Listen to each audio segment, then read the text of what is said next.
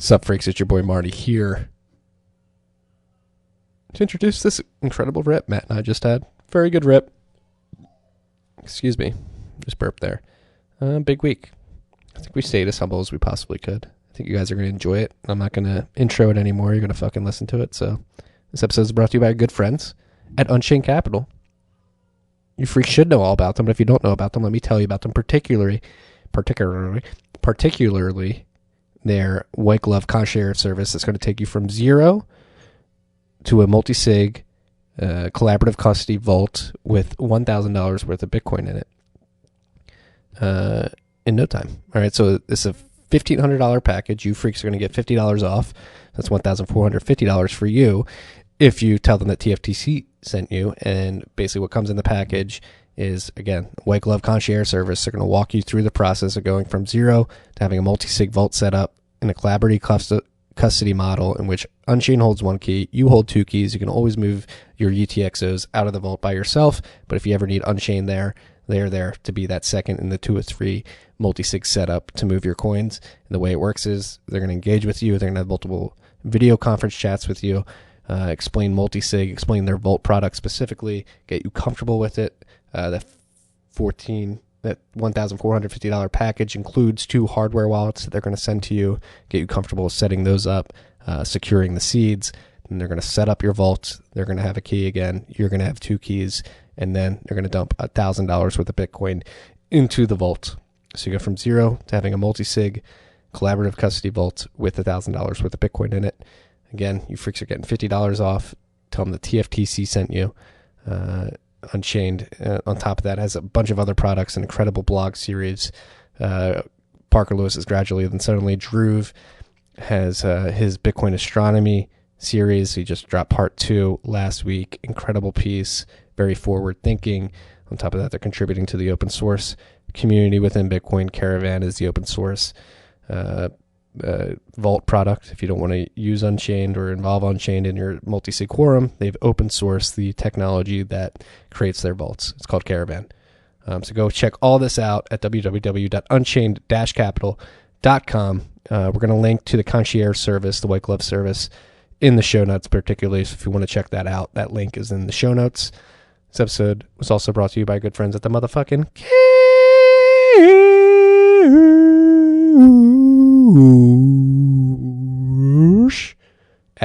Cash App. That was Cash App for those of you who couldn't understand that. Cash App doing incredible things. Guess what? They made Sats a standard this week. They're allowing you to get Sats back with your boost card. Happened this week. I used it this morning, and guess what? I got Sats back.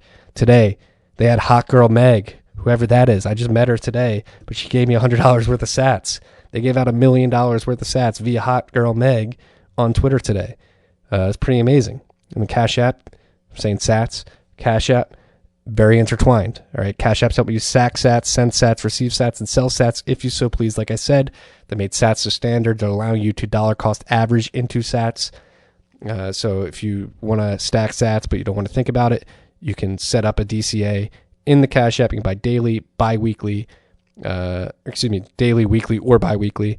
And then on top of that, they have their boost program, which I mentioned already.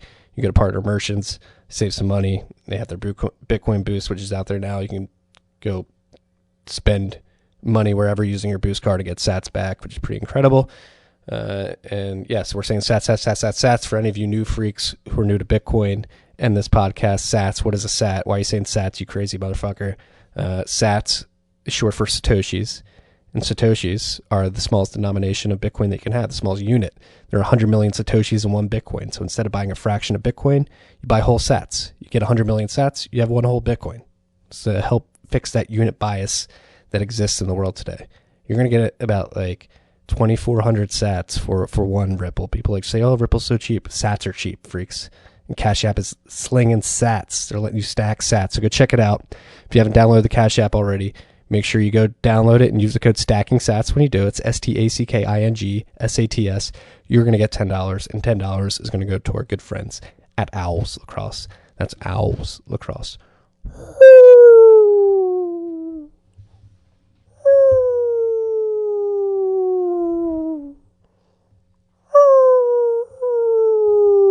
Sats, Sats, Sats, Sats, Sats.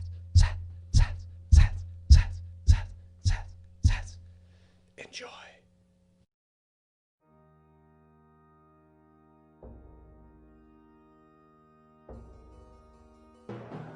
You've had a dynamic where money's become freer than free. If you talk about a Fed just gone nuts, all the central banks going nuts. So it's all acting like safe haven. I believe that in a world where central bankers are tripping over themselves to devalue their currency, Bitcoin wins. In the world of fiat currencies, Bitcoin is the victor. I mean, that's part of the bull case for Bitcoin. If you're not paying attention, you probably should be.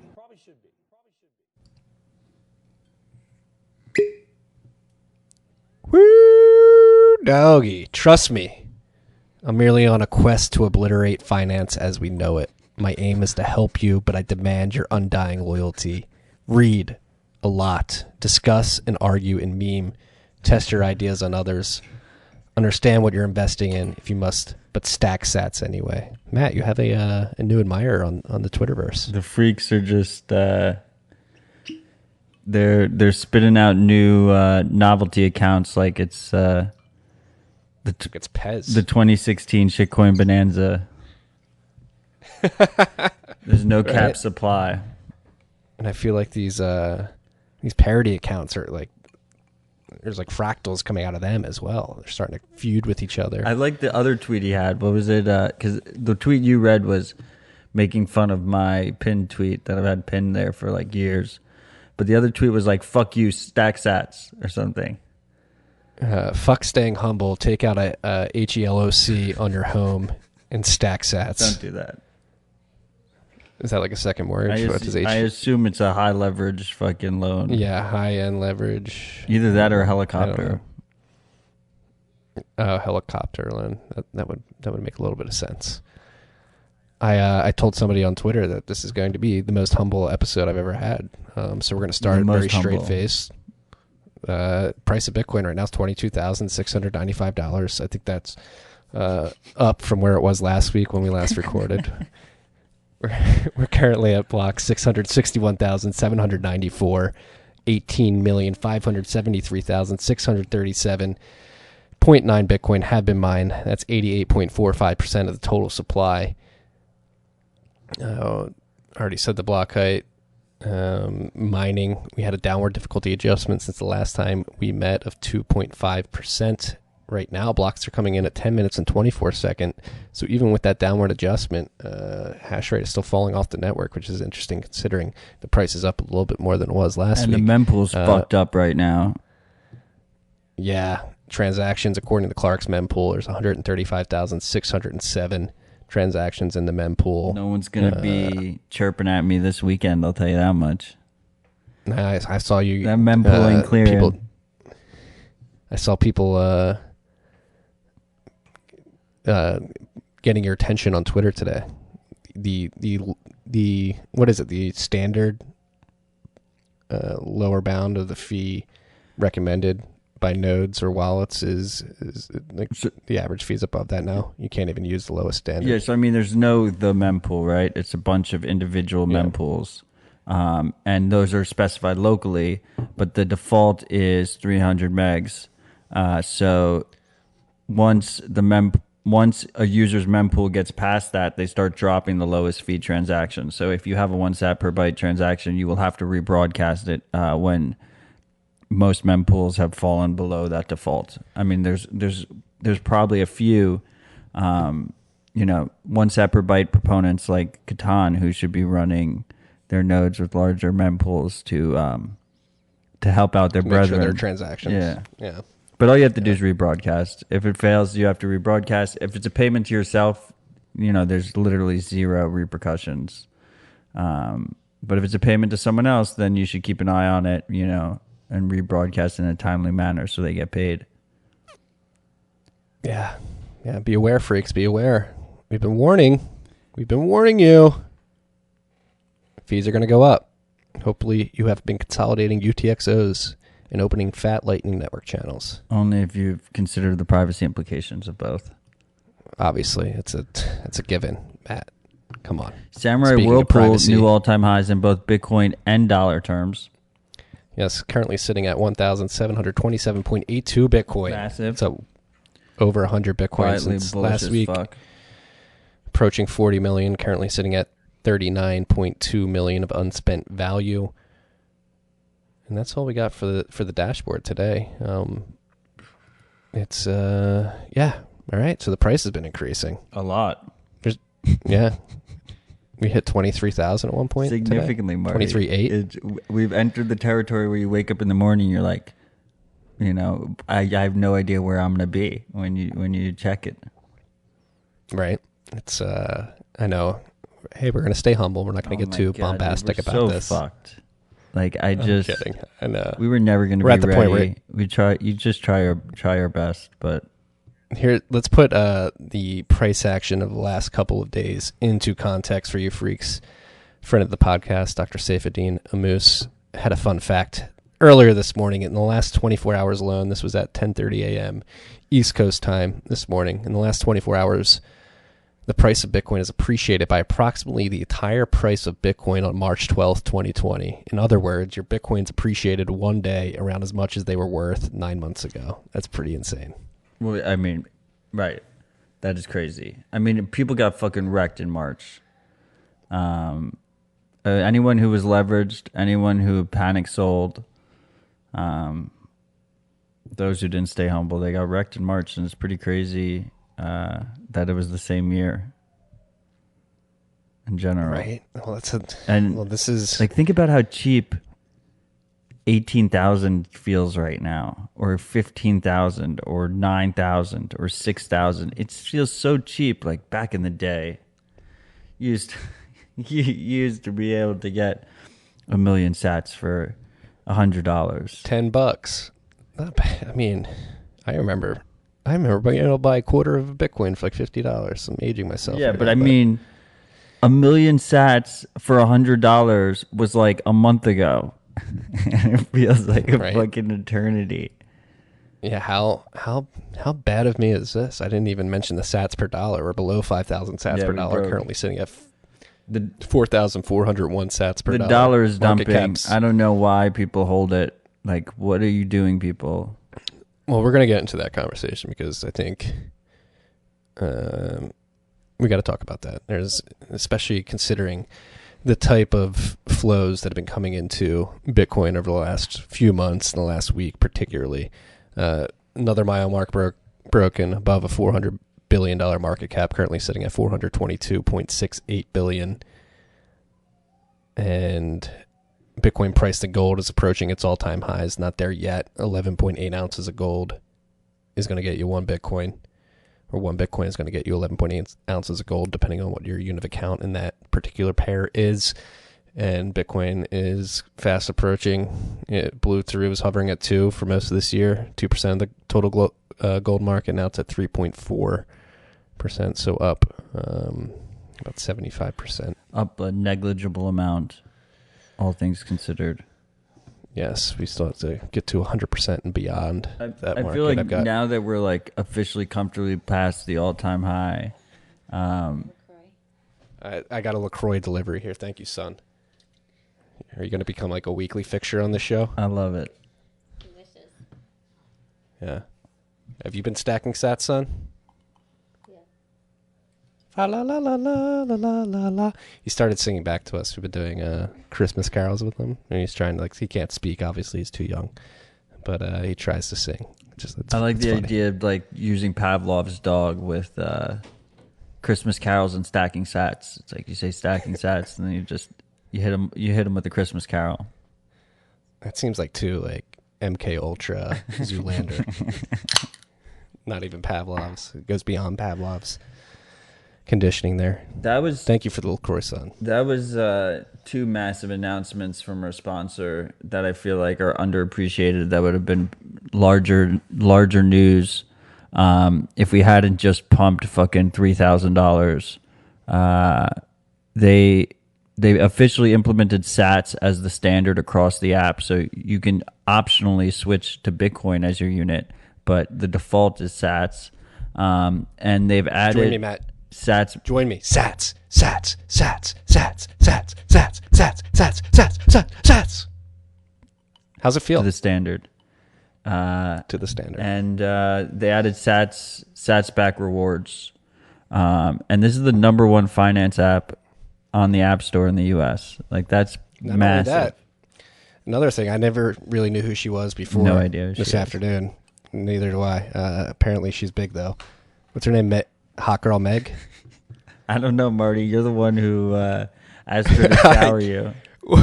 Well, I had a tweet. Yeah, I asked her to shower me in Sats, so for you freaks who are unaware. Called her your queen. My queen. The rapper Hot Girl Meg. I've never listened to any of her music, but apparently her and Cash App, disclaimer, our sponsor, are sponsoring her as well. And to celebrate her signing with Cash App, or Cash App signing with her, I don't know how that works, they did a $1 million worth of Bitcoin It giveaway. was straight Sats. They were giving away Sats. Straight Sats, homie. And yeah, so she get, if you replied with your cash tag, your Cash App cash tag, and the hashtag Bitcoin Meg. I mean, that's what I liked about the campaign. They were like getting Bitcoin trending. Wow. She would, or the Cash App team on behalf of her, I imagine. They were getting Bitcoin Meg trending. Yes. But Bitcoin's first half of that. And Yeah, okay. At least it wasn't crypto Meg. yeah, so I sent a tweet out like, wow, the Bitcoin faucets have really evolved dramatically over the years. Back in the day, it was just Gavin Andreessen on bitcointalk.org saying, hey, anybody wants 5 Bitcoin, like plug your address in and it'll send it to you until it's drained. Now we have large female followers, large female recording artists with large followings. I believe she has 5.2 million followers, acting as modern day Bitcoin faucets.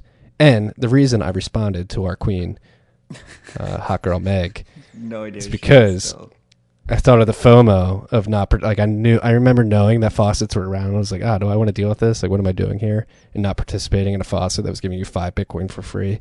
And I knew future Marty would be mad if the opportunity to get free sats from Hot Girl Meg presented itself and he passed it up because he was just a little ashamed to tweet under her with a hashtag. You know what? You got to get the sats while they're on the table, freaks. Wow. No shame. I'm not afraid to double dip on the sponsor giveaways. Full disclosure, I'm against Twitter giveaways, so I did not participate. I'm glad it's at least being done for Bitcoin instead of a shitcoin. I do not deny that they are extremely effective, as is the case by that tweet. That tweet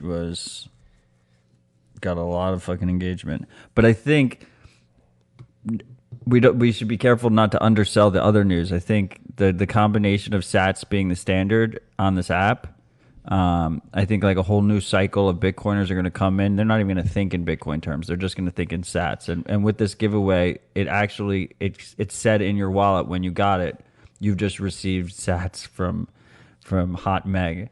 Hot Girl Meg. Yeah. And then the Sats back is just, this is a phenomenon that we've been watching play out. And I keep saying it's weaponized consumerism. And if you just think about it, it's just like constant upwards buy pressure. Like, obviously, this shit's just going to pump the price as more and more sats are just the rewards for people's everyday frivolous purchases. Like, that's just insanity. I took advantage of it today. It works. And yeah, it's incredible. And so if you guys have the Cash App, go look for your boost. They'll have like a Bitcoin boost. You'll get cash back 5%. And then like the max sats back you'll get in dollar terms is $7.50. There's nothing to scoff at. $150. You can spend up to $150. You get 5% back. Yeah, the most amount of sats that you'll get back is $7.50 worth.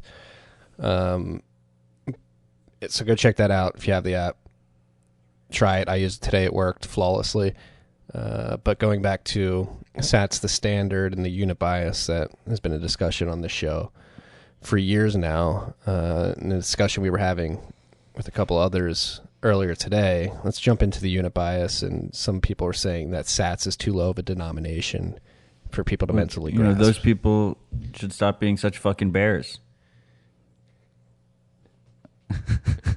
Well, like that's such a bullshit. I agree. It's a bullshit. But like, no, argument. just like mentally, do you think people are like, oh, let me find out what the price of one sat is, or do you think they approach it like, hey, I have $5, let's find out how many sats I can get with I this? think Bitcoin during this adoption phase pumps so fucking quickly and fast that you have to overshoot the ideal unit bias or whatever, and you just go for the extreme, and Bitcoin's price appreciation will just settle itself out anyway. Yeah, exactly. You know what I mean? Like it's a ridiculous concept. Like if Bitcoin's going to keep going at this trajectory, we're not going to settle on a unit for a while. It takes a while for the industry to start accepting it, right? There's no centrally provided. Think about when we were at this nearly the same price last cycle, almost no one was using Sats. And now we have the number one finance app in the App Store using Sats, right, as their standard unit. We have Fold, one of the hottest companies in the space. Sats are all over their app, right? It takes time for these things to go through the industry. So this idea that you're going to do an intermediate step and then after 4 years or like 8 years then change again is ridiculous. That's like just an annoying fucking concept. Yeah, and this gives us a very strong weapon against the XRP army. It's like right now at 1 XRP you can get 2,500 sats. Did you know that? XRP Exactly. army? Sats are cheaper. Sats are cheaper than Ripple. But it's crazy how many people so are bits, but still buy Ripple. So are bits. Yeah, you can get 250 bits. No, 20 bits. 25 bits. The easiest way to bits. The funniest part about bits is I'm not saying people shouldn't use bits, but the easiest way for me to conceptualize bits is a reverse conversion from sats. Like a bit is 100 sats. Like that's how you know sats won in my mind, at least in my own usage. Is like the only way I can get to bits is I multiply sats. Yeah, I do it. Yeah, we're pretty committed to sats here at this podcast, freaks. If you couldn't tell by now, but have you even been paying attention, guys? Yeah, go use the Cash App, stack sats. Does that count as an ad read? I don't know. We'll have to talk to the people at the Cash App.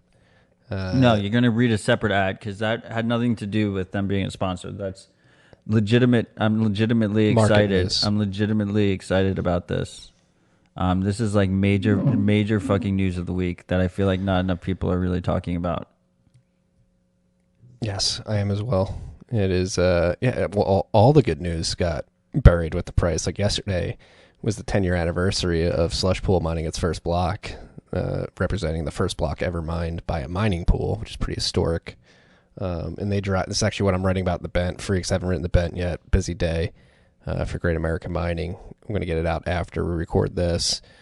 But what I'm writing about is the Bitcoin Magazine article that Slush Pool, I guess what you say, they, Slush Pool Brains. It was a guest wrote piece. An article on a guest piece. There you go. Thank you. And Kareem Helmy, who's been on this podcast before from Coinmetrics, pointed out today, like the title and the of that article particularly was like, hey, the 10-year anniversary and 10 years looking forward into the Bitcoin mining industry. And so a lot of people just like looked over like, whatever, 10-year anniversary. But if you actually read the article, Slush Pool announced their intention, and their intention, like not their intention, but the fact that they are going to launch a hash rate derivatives exchange at some point in early 2021 that they've been working on since 2018. So that's actually pretty tectonic news for the mining industry, just getting buried in a lead and then buried under price increases and excitement about the price going up. So yeah, I didn't even know that was announced. Right, exactly. I'm glad I listened to RHR and got that news. Hey, that's what we strive to do here, is give you the news that you're not thinking about. Everybody's talking about price. The feeling, like, I mean, I hope we were, good bear market companions on this ride. But really the inspiration for doing Rabbit Hole... We've never done this in a bull market. I don't even know what to expect. But that's what I was going to say, is like the inspiration for Rabbit Hole Recap, at least talking from my side and I think from Marty's side too, is the current feeling I'm feeling now, which is just constantly being overwhelmed with a ton of noise and not being able to find the signal. And that's what happens when Bitcoin hits open water and just does whatever the fuck it wants to do. It's just like your mind can never get clear. But as Marty said, we've never done this during a bull market. So, yeah, Well, I'm excited.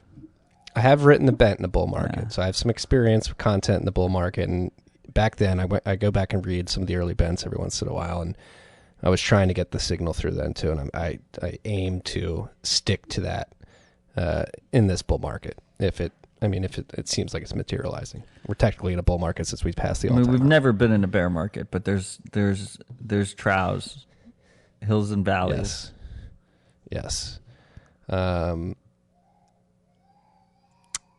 So we only have 2 shout-outs this week. Should we just get them? Let's hit them with the shout-outs. All right, we're going to get to the shout-outs. And these were purchased immediately after last week's rip. So great week last week, boys. Fired Up Marty's the best Marty. Matt, humble but deadly as always. Just want to tell you there are freaks out there in cities you wouldn't expect doing normie jobs, humbly stacking sats, but putting coins in deep multi-sig self-custody storage, spinning up nodes, and ready to put their bodies, careers, and savings on the line for natural rights and sovereignty.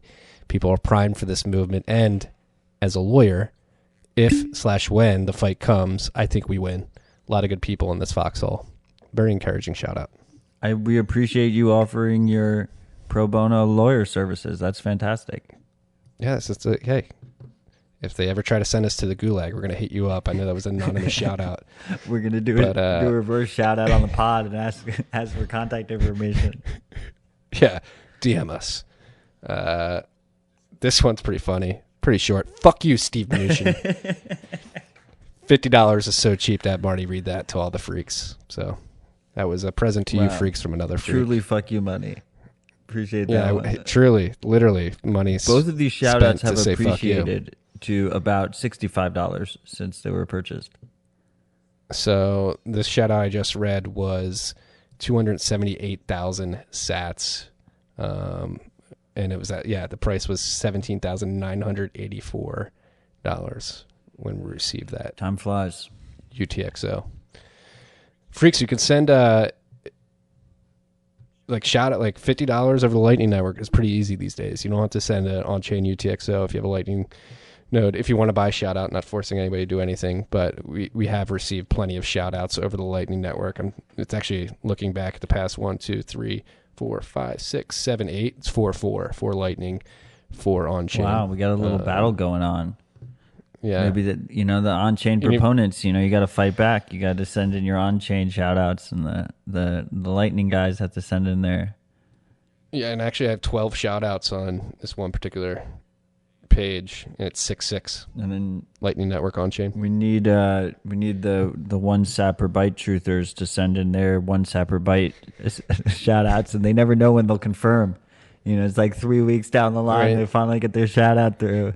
Well, that may be the case. There is another shout out. Status is expired, and it's a good one, but I don't feel comfortable reading it because I don't want us to get chipped. Can you check the address? Where you don't know where it's coming from. You just know that. Do you know the destination address? I know. Yeah, it's our address. It hasn't hit yet, but I don't even know if it's like pending transaction. Type the destination, copy and paste the destination address into blockstream.info.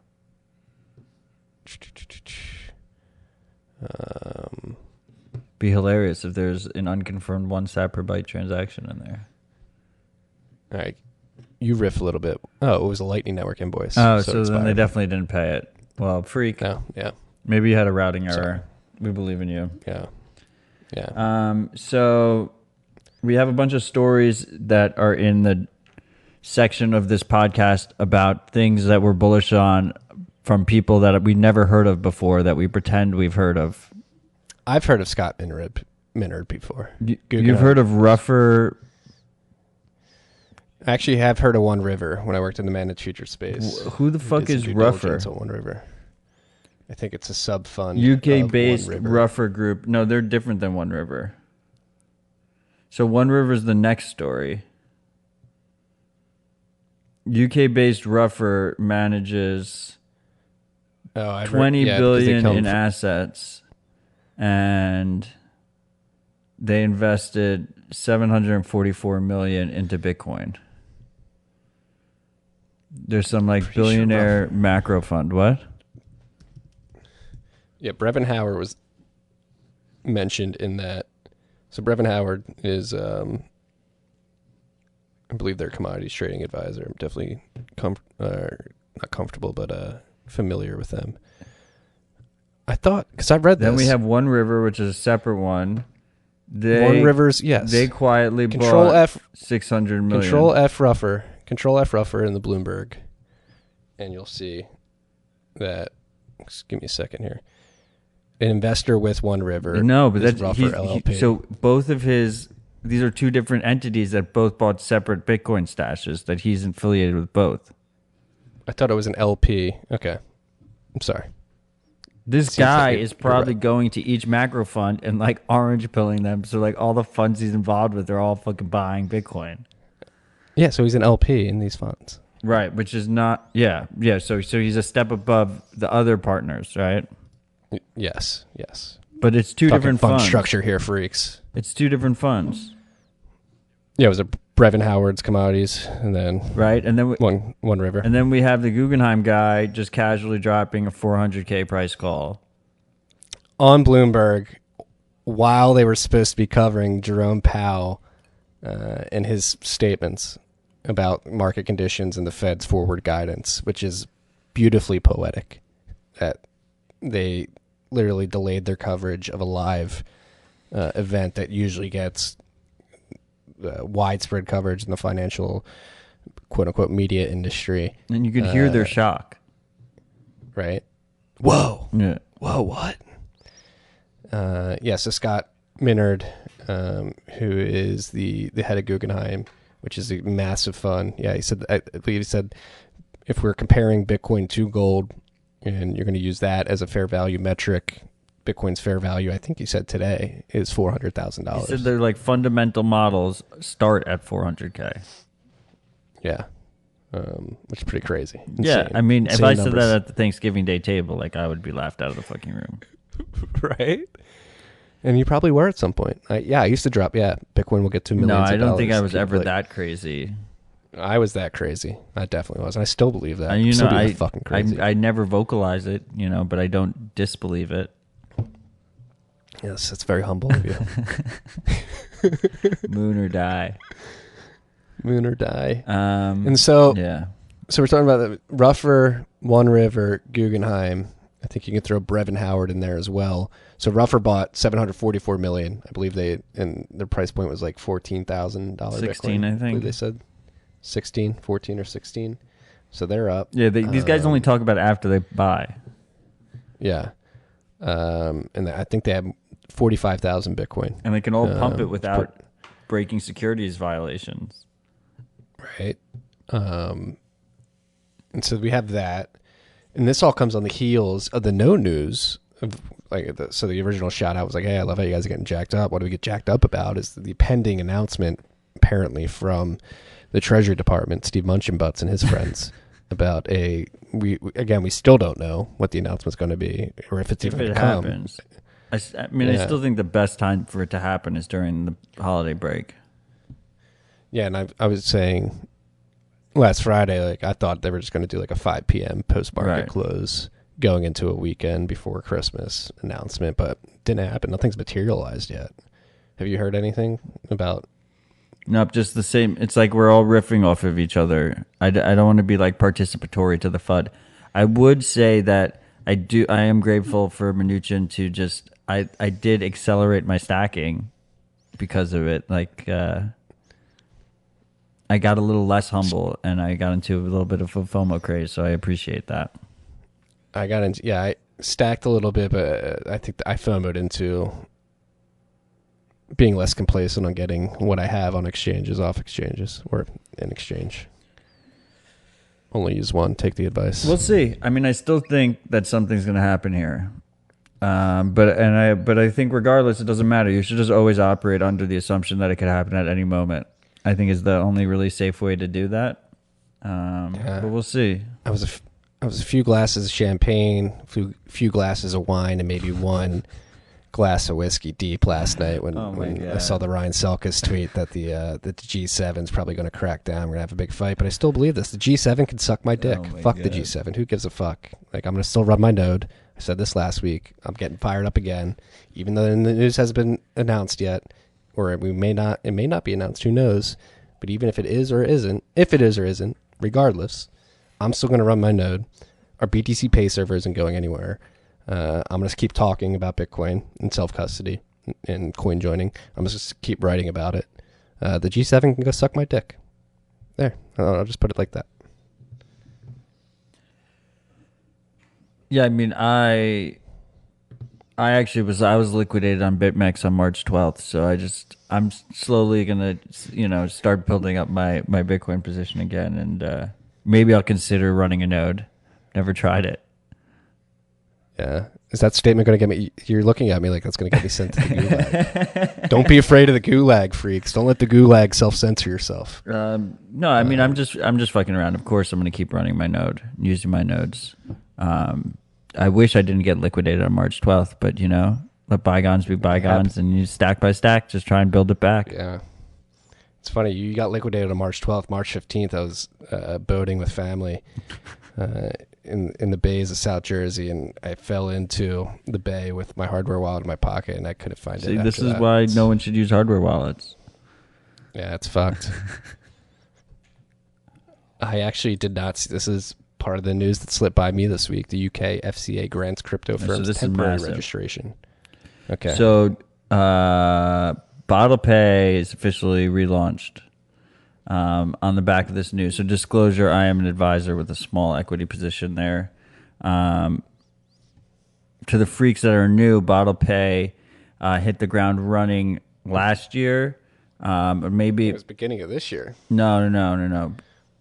Because they shut down in December last year. So it was like 16 months ago, 18 months ago, they hit the ground running. Lightning wallet with a social layer.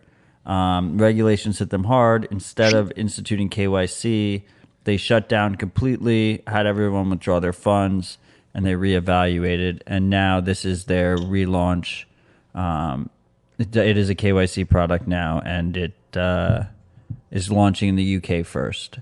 So this news is basically like the UK's regulator, the FCA, had their own BitLicense-esque regulation, and about 150 companies applied, and very few, and you needed to have this approval by January 15th officially, but almost none of them had gotten approved up until this point. So there's just like all these British companies, some of them that didn't do what BottlePay did and shut down to reopen, but had been operating this whole time, that were just sitting in limbo, that they were like, in a month, like, are we just going to get screwed?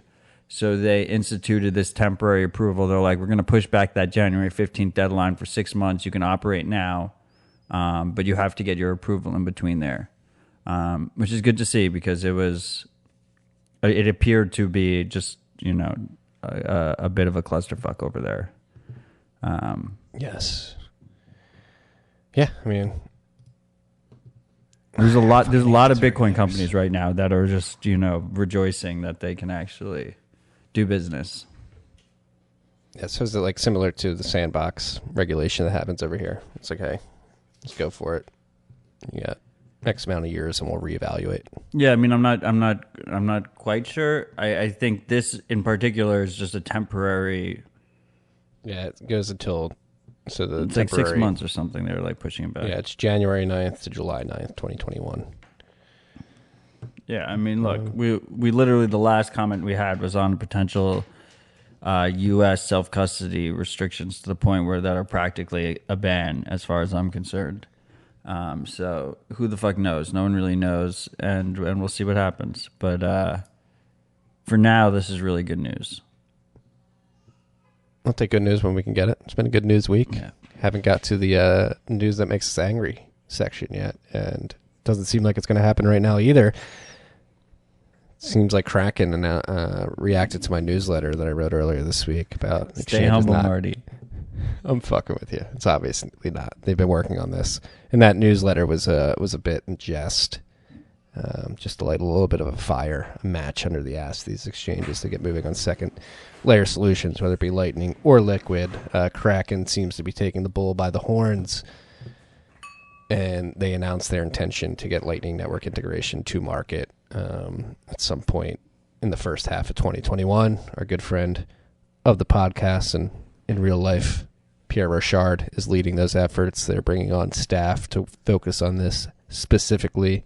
And Jesse Powell made some comments saying, hey, our customers are demanding this, so we're going to give our customers what they want. And so we'll be Lightning compatible. We're going to build out the Lightning Network infrastructure, do it the correct way, and add another product offering to our customers. So it's great to see. It's something we've been waiting for. Bitfinex is probably the largest exchange that's enabled Lightning Network up to this point. River.com has had Lightning compatibility for a bit now, but outside of those two and a few others, smaller exchanges in Australia and the UK, I believe. Bitteroo added it in Australia with a partnership with Wallet of Satoshi. Yes. This is also Australian. But you really want to see these big volume exchanges get into. That's a good sign. So shout out to Kraken. Shout out to Pierre for leading these initiatives within Kraken. And from what I hear, I don't know if we're at liberty to disclose what the team looks like, but it seems like a high caliber group of people. Yeah, that's as much as we can say. That is, yeah, I think it's good news. I just want the guys over there to know that you don't get credit until it's launched. So we'll keep you honest over here at Rabbit Hole Recap. Yeah, so print out the bent from earlier this week and just put it, like, paste it to the wall. You know what's funny, right? Launched. Is Pierre has a tweet where he's like, if we don't have it done by the end of the year, you can have me fired. And, you know, it's the end of the year and they come out with the announcement, we're going to have it shortly into 2021. And so I kind of feel what that is, but I'm glad that it's happening and I'm excited for it. I'm not going to say anything. I'm excited it's happening too. I think it's in the spirit of making it happen. And again, I agree. And some merch,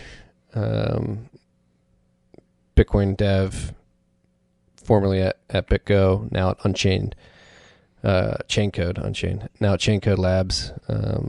He sent out a poll earlier today, just asking, like, are people using the Lightning Network? Is it for developers only? And to chime in, it's not for developers only. I use the Lightning Network literally every day, whether it's receiving payments or sending payments or messages on Sphinx app, or listening to podcasts and streaming payments to the podcasts I listen to on that app. But technically, especially from a receiving payments perspective, I use the Lightning Network every day. I'm not a developer. I need to learn to code still. But I have been able to set up nodes and channels and receive sats over the Lightning Network. So I think, again, we're very vocally bullish of the Lightning Network here at TFTC. But if there is that misnomer that it's only for developers, Matt's like shaking his head like, I'm not as bullish. I'm bullish. I don't care. We're not cheerleaders. I mean, we're pessimistic where due, realistically pragmatic. Yeah, I think we're realistically pragmatic, but I'm also a cheerleader. I want it to succeed. 100%. I like using it. I use it. I like the people that are working on it. I like the use cases enabling. I'm going to cheer it on. I just think, go Lightning. Hey, go Lightning. No, I mean, I just think that, people are a little bit misguided in terms of, like, you think you have to, like, just attack people on Twitter to, like, get exchanges to add it. Like, it'll come when the demand is there. This whole time I've been saying, one sapper byte won't clear again this cycle, and it clears, right? And unless you have consistent transaction backlog, you're not going to see actual demand from the customers, and you're not going to see exchanges implement that shit. Well, no, I would push back on this a little bit. Yes, you may not see the demand from the customers right away, but the exchanges, especially the ones that have been around for a while, especially the 2017 run, should be forward thinking enough to know that the customers are going to demand it once transaction congestion hits a certain point. And they should be implementing this. Like, it's bad business practice. And that's the reason I wrote that letter actually earlier this week was the thread from Grubels. He was focusing on Liquid, but you can apply this to Lightning as well. Like, do the exchanges actually have an incentive to implement this second layer Bitcoin scaling solutions, especially the shitcoin casinos? Like, is it even worth it? Because they get so many fees from all the trading. They'd rather have people moving out of Bitcoin into shitcoins, trading them more fees, where facilitating second layer solutions potentially reduces their profits in that perspective to a certain extent. And what's interesting here is, I guess, Pierre's statement, he's like the unofficial head of Lightning at Kraken now, is almost like the demand they see. And look, I do agree. I think ultimately customer demand is what matters, but smart businesses should be forward-looking on customer demands, right? They should know, but there's that like quote or whatever from like Henry Ford that if you ask the customer what... That's Steve Jobs. No, if you ask the customer what he wanted, it'd be something completely Oh, wait, disaster, no, that's right? Henry Ford. If you ask the customer what they wanted, they would have said like a horse with a motor on right, the or back something like that. Anyway, you get the drift. But what's interesting about their statement, is that they see the demand as exchange to exchange. That they have a lot of traders, that the majority of transaction volume they see, especially during high congestion times, that's a high time preference transaction, is between exchanges. And this is something that Liquid was trying to take advantage of. And what Pierre is saying is that he thinks Lightning is best suited for it. He thinks this is the best reason why Kraken should have Lightning integrated in the first place. And he said that the main thing holding them back was Wumbo channels. This idea that they could have like a 20 Bitcoin channel with fucking Bitfinex and just settle all of their transactions in between on that one private channel that's probably not even included in public capacity. So that's another aspect to keep in mind here, right? Is that they don't appear to be adopting it primarily for retail deposits and withdrawals. Does that matter? Is there a difference there, Yeah, and this actually brings up an interesting point, is when you think about the implementation design of this, highways facilitated by the Lightning Network between exchanges. Right now, if you put yourself in a trader's mindset who's attempting to arbitrage between exchanges right now, the exchange knows very little. Like, so they'll be trading on Bitfinex. They want to move sats on chain to Kraken. So they'll just go to their Kraken account. They'll take their deposit address, plug that into Bitfinex's withdrawal address, and that's how they move funds. So how does this change in a Lightning Network perspective, especially if you consider private channels? So you'd have to give... It probably doesn't change it that much, because I assume the big exchanges they're already tracking, so they already know like the deposit address, because they have partnerships with Chain Analysis and Elliptic and shit, so they know the deposit address is Bitfinex or Kraken's deposit address. But it makes that tracking easier, right? Because they'll just immediately paste the identify. Yeah, if you want to keep it all private, the user would about to say, "Hey, I'm trusting you to send these sats to Bitfinex on my account," and then Bitfinex on the other side is going to debit a Lightning invoice that they pulled from one exchange, and they paste the Lightning invoice. So let's say they take a Lightning invoice from Bitfinex and they paste it into their portal on Kraken. Kraken would immediately know the public key of the node, which they register is Bitfinex. They probably have a massive private channel with them that is not routed through a single other party, and they push the transaction through that massive private channel, and they just never settle it unless like absolutely necessary. They, like one company is going bankrupt. Otherwise, they just have this massive fucking, 20, 40, 50, $80 million channel that's just sitting there, that's just constantly updating balances between each other. Yeah. It's interesting how the infrastructure and the mechanics of all this will work out. It's fascinating too. But there's some additional counterparty risk there that no one really knows how it plays out, and it's like it's fruitless to try and centrally plan it. We can't. So the technology exists for them to create this payment channel that they can settle on Bitcoin in a trust minimized fashion. But all of a sudden, they're going to tie up liquidity between each other as two exchanges, right? So there is definitely a trust factor, right? It's minimized. The trust is minimized but much as possible. But this exists. But and trust minimization is the goal, and that should be with all this. But also, like UX and actually bringing useful products to market should be another goal alongside that. And then you compare that to like clearinghouses and broker dealers in the traditional financial system. I'm pretty sure there's that like trust between broker dealers, clearinghouses. Oh yeah, there's like a shit ton of trust built into the current system. Yeah, there's trusted the whole system is based on trusted third parties, and then you mitigate it by going through legal action after the fact. It just adds a ton of cost on top of everything. Yeah. I mean, outside of, because is Bitfinex actually regulated or is still in legal trouble? Well, that's there's certain ones. There's certain ones that are like it's like in Bitcoin land, when you're talking about like censorship resistant, you're talking about state action and shit. You know, it's an added thing. But these are things that we've seen systemic risk come into the system through stuff like Tether. Right, where Bitfinex is the main driver behind Tether. Tether's held on many exchanges, the overwhelming majority of exchanges in the space. Right, so if you had an issue with Tether, it would create systemic problems. Like we know that's the case. I don't think it's necessarily a deal breaker. It's just something that people should be thinking about in their head, and it's also something that people should realize like I don't know if this idea that people are withdrawing retail payments, like retail withdrawals through Lightning, is there yet. I don't know if that's the case. Like this, what they're talking about on Kraken is like a completely different premise than that. They're basically talking about the liquid sales pitch that we've heard as the liquid sales pitch. I think the former scenario you described there is the retail there. I think that's completely dictated by whether or not the user or the exchange is paying the fee. When you withdraw.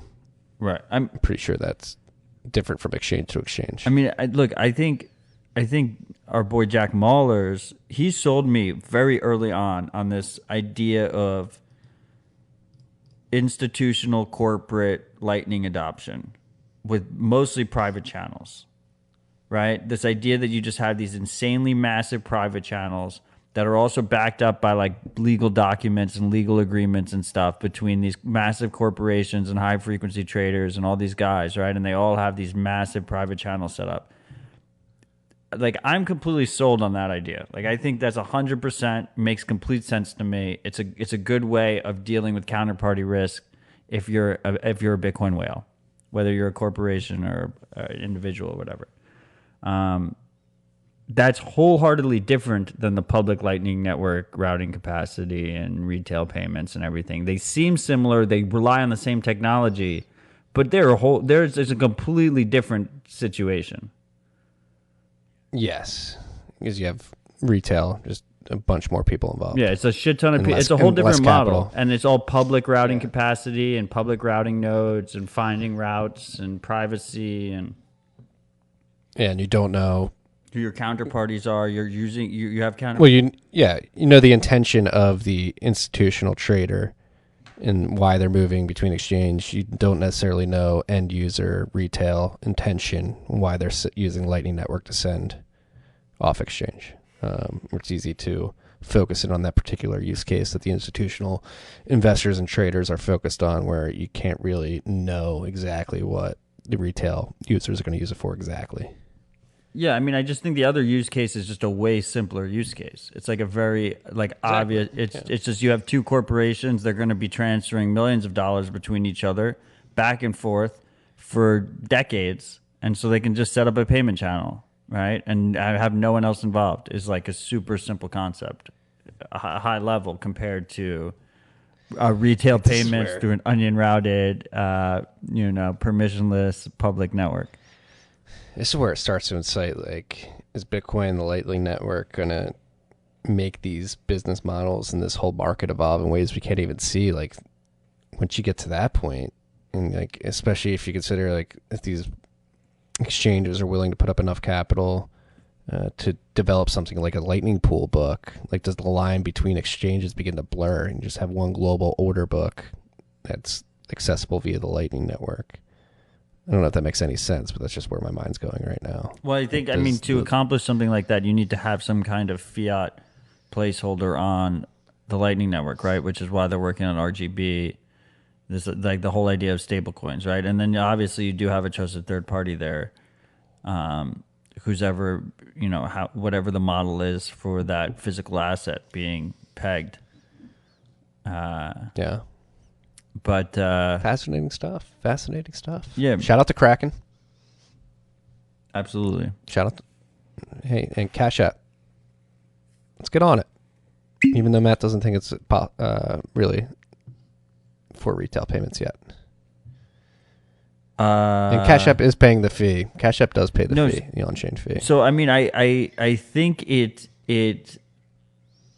I think Strike proves that it makes a lot of sense in retail payments. That it can make a lot of sense in retail payments in terms of the consumer wants to pay fiat, and the merchant is outside of the typical financial system, so they're running a BTC Pay server with Lightning. The question I really have is like withdrawing from exchanges. That use case makes less sense to me than a Strike. Okay, I get that. I get that little nuance now. Because then you need like if you're withdrawing 1 million sats from Bitfinex, you need 1 million sats inbound liquidity from Bitfinex, and then you need 2 million sats, and then you need 5 million, whatever much you're trying to stack. You need that much inbound liquidity from whatever exchange you're withdrawing from. With Strike, if they want to buy a shout out and they want to use $50 USD to buy the shout out, like they're welcome to do that, right? And it's super easy for them to just scan the invoice and it pays it, and they don't have to fucking deal with anything, channels or anything. Yeah, shout out to Jack and team for creating an impeccable user experience with Strike. But there's a difference People there, right? And there is. No, in Cash App, I would piggyback on Strike's model. Yeah.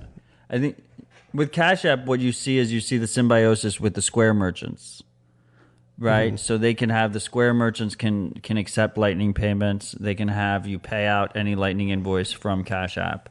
But it's different in that regard, and Cash App has always been different in that regard, where it's not quite. They almost treat it not like a withdrawal process, even for on chain. It's like they deal with it as like a send process. Yes, which is like a different flow. Right, UX experts coming into the space. I don't know. Yeah, exciting times. So this is stuff that gets me. Like I didn't even think about price the last 20 minutes. It's all incredible. I mean, we could be at like $28,000 now at this point. Nope, 22,880. This is pretty big. I mean, it's just like a long ongoing saga in the Bitcoin world. These poor people. You relatively new freaks, right? The Mt. Gox. I'm sure most of you heard. If not, Mt. Gox at one point was the largest exchange in the Bitcoin space. Terribly run. Started by a serial scammer, Jed McCaleb, who's now onto his third or fourth scam in Stellar. What is his third scam? It's Stellar? Oh, Gox, Ripple, Stellar. Yeah. Gox, Ripple, Stellar. So, long story short, Jed McCaleb started Mt. Gox. It was a terrible PHP backend it's called Mt. Gox for Magic the Gathering online exchange. It was for facilitating card exchange. And it was never used cards. for that, though. I don't think so. Was it? It was just a No, forum? it was just, some domain hoarder bought it for that reason, but it was never actually used to trade cards. Okay. Well, it should have never been used to cherry Bitcoin either, because they got ganked of 850,000 Bitcoin or something like that. Very early on. They got ganked multiple times, but before it was even sold, it was apparently ganked. And so the people who had Bitcoin on Mt. Gox have been fighting a years-long battle to get some funds repatriated from the loss. And there was an announcement this week on Tuesday. So there's a rehabilitation process. There's in Japan is where this is all playing out. And they made an announcement, a very short one. On December 15th, 2020, the rehabilitation trustee filed a draft rehabilitation plan. The Tokyo District Court and an examiner will review the draft rehabilitation plan and determine whether to proceed with rehabilitation proceedings relevant to the draft rehabilitation plan. Rehabilitation. Why do they say It's rehabilitation? just a bunch of bullshit. It's just they released a statement that says like things are happening, but it's like just hard to really understand what's happening. One interesting piece of it's interesting that it exists, that they released it. It's interesting that so they still have 144,000 Bitcoin, an equivalent amount of Bitcoin Cash, which is quickly trending to zero. One of the interesting things about the trustee in Japan, the way they handle the bankruptcy or whatever, is they have a completely different court system over there, and they have this trustee that's in charge of everything, and he, like a fucking some king shit last cycle, like he sold the top on like a bunch of it. So he sold at like 18, 16, 15 on the way down. And part of the reason we dumped so hard and so fast, a lot of people think, is because of him. But anyway, he did like good by the people that he was supposed to be representing. But legal processes take so fucking long that actually it turns out he sold the dip because he still hasn't returned any of the money to the people, right? But like for a little bit there, when we were down in like 3,000 or whatever, it looked like he could end up returning more money than he would have if he had just kept it in Bitcoin. But I think this is like a very important lesson for Bitcoiners to learn, which is that in the case of a third-party custodian that you're trusting with holding your keys for you, even if the legal process works out in your favor, you know, Bitcoin moves quickly. Like, do you want to wait 5 years, 6 years, 8 years, 10 years before you get access to your money back in the best case scenario? Like, that's crazy to me. Like, you don't want to be in that situation. So it's extra important that you control custody of your keys. And if you find that is too much of a responsibility, then you should at least use a collaborative custody multi-sig model where it's multi-sig and your collaborator is holding your hand by holding one key, but they don't have full custody. Yes. Weigh these options. Beware. I mean, Mt. Gox, crazy saga in the Bitcoin world. And isn't there like secondary market shares of these claims trading? Yeah, it's fucked up. Like the big guys like bought all the claims, you know, for pennies. Yeah. Because they can wait it out because they don't need the liquidity. But yeah, I like this is some fucked up shit, you know. And you have to remember, there's people. Mt. Gox fell in the 2013 cycle, right? So there's people who thought they were geniuses that sold at $1,100. They sold the top of that cycle, which, by the way, is $1,100, which is, you know, today Bitcoin's at 23,000 or whatever the fuck it's at. And then second of all, they don't even have access to their money still. So they thought they sold the top. They don't even have access to their money.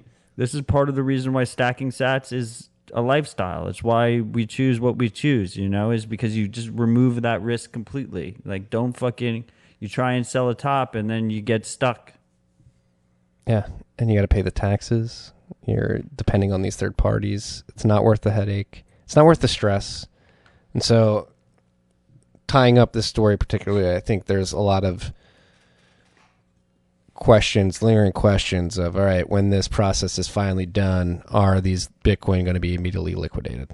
144,000 that remain. I know some people personally who were claimants, they're like, yeah, it doesn't seem like anybody who's bought these claims on the secondary market or is still holding on to them is really going to be selling. Yeah, if you were in a panic sell them, you could sell them on the secondary market. Yeah. So they're going to go out to the individual claimants, and the individual claimants are going to decide whether or not they sell. I don't think it'll be that much increased sell pressure. And I mean, if you look at what like these macro guys are gobbling up anyway now at this point, it'll be gobbled up in 2 days. Yeah, it doesn't really fucking matter. Yeah. I just played a joke on the Freaks, Matt. What? I responded to your tweet from an hour ago saying, let the record show that Marty has delayed RHR by a few blocks, but I started drinking on time. I just responded to that tweet. Okay, ready to record. Are you kidding me, dude? You're fucking with them. These poor people. I love fucking with Our these freaks. poor people. Our freaks, our beloved freaks. Marty did Love delay all this y'all. podcast because he had to finish a call, that's important. That's fine. But I did start drinking on time. It's true. And what are you drinking? Bowmore 12. Bowmore? When I've got a Macallan sponsorship, 12. Bowmore. McAllen. What about you, McAllen? We're on the 12s today. I like that. McAllen, we've only been shilling your shit for fucking 3 years. Almost. yeah, 2 years. and 2 years. and you excuse me. have the nerve to go sponsor 30 under 30.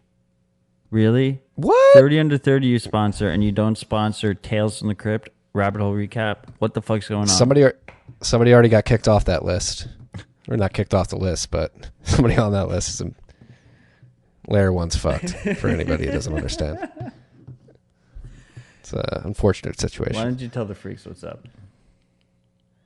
So again, I've been a little bit coy talking about the subject in the past because it's weird in the mining industry talking about other people, but it's all public knowledge. It seems like Layer One is not what it was marketed to be. Alex Legal, I think, was asked to step away as CEO within last week.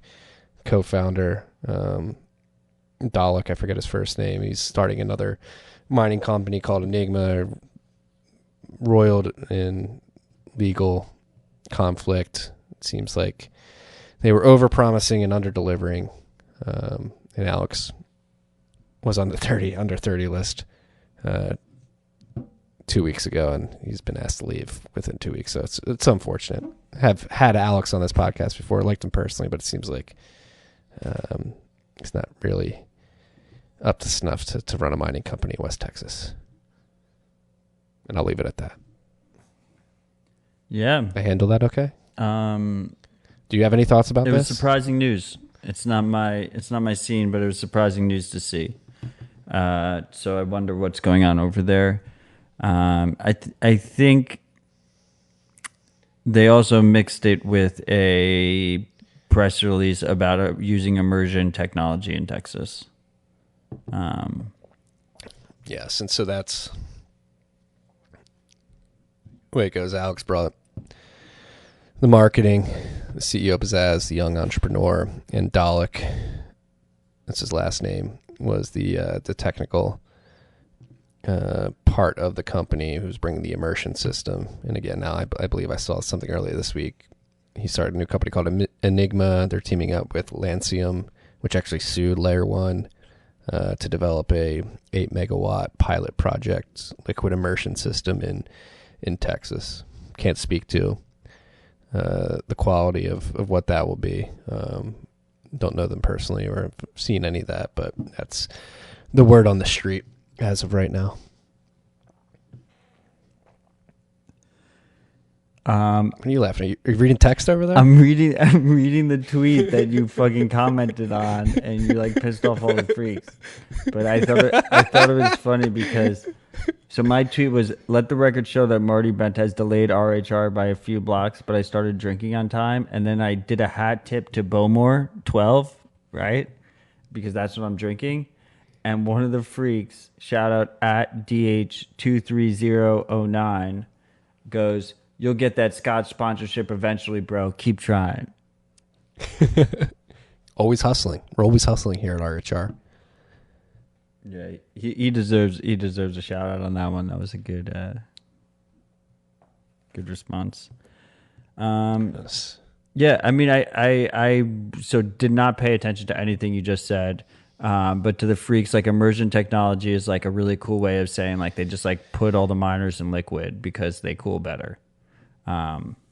Yes. Well, all right. So we'll explain it. You have air cooling. You can do what's called a water curtain, which is not liquid immersion. You're just like dripping water down a curtain and blowing mist on miners to keep them cool, or you can fully immerse them in liquid cooling, liquid coolant that allows you to run them in very hot environments. And that's something here in the United States, particularly, that all the mining companies are trying to figure out is how to design a liquid immersion system that works, is economical, and can survive in West Texas, because that's where the Permian Basin is, and that's where a lot of this natural gas that we talk about a lot is located.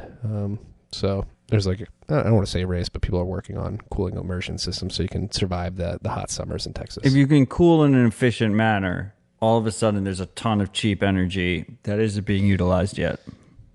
It's an edge. It's an edge that someone can take advantage of. Yeah, it keeps the miners cool, and then on top of that, you can actually get more efficiency out of the miners as well, which is an added benefit to that. We may or may not be working on something at Great American Mining. Disclosure. Director of Business Development at Great American Mining. All right, software updates. We're there. Hit us. BTC Pay Server. If you're running BTC Pay Server, they just released version 1.0.6.3. And as always, Matt, stop me when you want to talk about a particular update. MyNode version 0.2.20 has been released. Tails OS version 4.14 has been released, running Tails. Async Phoenix wallet version 1.4.4 has been released. Async iOS wallet enters testing. Massive. Yeah, it's just big. So they rewrote it from scratch so they can do native in Android and iPhone, but it's in testing right now. It should be ready first quarter of 2021. Yeah, they're releasing a testnet version for test flight for a limited number of beta testers. And they're going to open up later. Testnet Lightning Network. Come on. It's like double ridiculous. No, testnet on test flight. Wait, it's testnet on test flight, but it's testnet Lightning Network. It's testnet. So it's double testnet. It's a Lightning Network app. Async Phoenix is like them and Breeze are the two non-custodial, super easy to use wallets on Android. Breeze also has an iPhone app. Now, Async is going to release their own iPhone version, but they rewrote it the whole stack from scratch so they could do native on both. Yes, it's a big deal. This is a big one. And also, I don't have it on the list, but our boy Evan Kaludis got a grant from HRF last month or the month before that. I don't know. Prices were way cheaper back then. And he got 100 million sats grant. That's a full Bitcoin to the freaks out there that are still working on their conversions. And he put a bunch of it to bounties. And one of the bounties is Tor on React Native. So that's pretty massive. It looks like that bounty has been completed, which means we will get integrated Tor into Zeus. We'll get integrated Tor into Blue Wallet. We'll get integrated Tor into Hexa Wallet. Any app that's React Native can have integrated Tor. And those are cross-platform. React's a JavaScript framework, correct? Yeah. Yeah. Interesting. It's a pretty big deal. Shout out to Evan. Taking that bounty taking that grant and just making bounty is pretty baller move. Yeah, and just so because I just mentioned them, Blue Wallet v6.6.0 got released, which is like the preeminent React Native wallet. And they released it with full multi-sig support using partially signed Bitcoin transaction standard, which is massive. This means that all of a sudden, not only can you do easy multi-sig through the phone app, right? So you have Blue Wallet running on an old Android phone and an old iPad and an old whatever, and you use them together to make multi-sig. But it also allows you to do cross-application multi-sig. So you could do multi-sig with fully noded with an old phone, or you can do it with Spectre. So that gets really interesting when you have a device that's just like a signing device that is an old phone. And you don't have to rely on any individual software developer. You can use like 3 different software stacks. That's pretty cool to me. Yeah, that's pretty massive. And the reason why I'm not looking at you directly right now is because, should we clarify what we said last week? I know Nuno hopped in our DMs. I don't know how we clarify that. It's just that I think we said we thought they were. Should we clarify it? Well, I mean, I said I didn't want to mention where they were based. We can mention where they're based. Yeah, we can mention. Yeah, I think that's what we got wrong. So they're Really registered to the app stores through the Dominican Republic, and what they have European corporations. Is that what he said in the message? I believe so. Did you not pull up the message? No, I got it right in front of me. Yeah, if any freaks got the impression that it was It's just three guys bootstrapping an open source project. right, and I didn't want to mention where they were based because I just didn't want to blow up their spot in any kind of way. Yeah, that's what I want to clarify, that they're bootstrapping. We treated them like a business, you know. I mean, they're going to be a business. The plan is to be a business. Yeah, and they're just get out here. Blue Wallet's incredible piece of technology. It's actually one of the few wallets that I'll use on my iPhone. I use it. I actually use it for Lightning a lot to test stuff This out. multi-sig is big deal. This is a big one. It's underappreciated. This is a big one. Yeah, they're calling it volts too. I think you know it gives the Spectre stack a run for its money, and it's really great as a combination. And that's really that's a big claim, sir. Well, see, with iPhone, it's weird because like the only way you can get it is through the App Store. So there's like a big iOS asterisk, you know, when using Blue Wallet, because like the only way you can get it is through this closed proprietary, easy to block App Store. But if you get it on Android, you can get the APK, and they do have a Mac version that you could just download the DMG file. So for the Mac version and for the Android version, you don't have any App Store requirement. And I think it's really cool. And I tried, I like jumped into it for like a half an hour before the show, and I couldn't get it to work. But my understanding is you can use it as a signer inspector. If that's not the case, then, you know, hopefully it will be soon. It is usually using the PSBT standard, so it should be able to work that way. I think the question is how easy the flow is, and the flow could probably improve, but I couldn't figure it out. But I was like rushing through it. But this idea that you could use like an old Android phone or an old iPhone running Blue Wallet as a signer in a Spectre multisig is a pretty powerful concept. You know, and then you add another app in there, you know, like a fully noded device, and then all of a sudden you're like in a pretty secure situation. With no specialized hardware. And if you add specialized hardware in there, then you just add this whole extra improvement trade-off mix. Yeah. It's all improving. The UX is improving. The technology is improving. There's more minds coming to the space. The mind share is growing. The talent around the apps being built, the ideas that are being put out there, it's all getting better, freaks. The fundamentals are getting better. Price is getting better too, but let's focus on the fundamentals. We're here to get to the signal. The price is fucking dope. The other one we skipped because I did that was Electrum V 4.0.8, which is mostly a bug fix release. But there is a change that they started using the BIP standard PSBT, which is what Cold Card and Blue Wallet and Spectre all default to. So if you use Electrum with your PSBT wallets, you should have it should work way better now. I haven't used it myself, but this is my understanding. So keep that in mind. And then just to go back on Tails OS, the update to Tails OS did add integrated Ledger support, so you don't have to fuck around with any of the settings, or you don't have to download anything to make the Ledger work with Electrum in Tails now. That's pretty dope. I'm looking at the Bitcoin dev list, right, mailing list right now, because I thought, no, never mind. Somebody was trying to propose a BIP for documenting modern multisig derivations. Dent on development. And he proposed a BIP number without asking Luke, and Luke got angry at him. I thought it had something to do with PSBTs, but then I wanted to make sure we're no PSBTs already have a proper BIP number, but Electrum was doing their own shit. Yeah. This compromising air-gapped machines white paper started quite a stir. I saw Ricardo Spignani, Fluffy Pony from Monero, talking about this.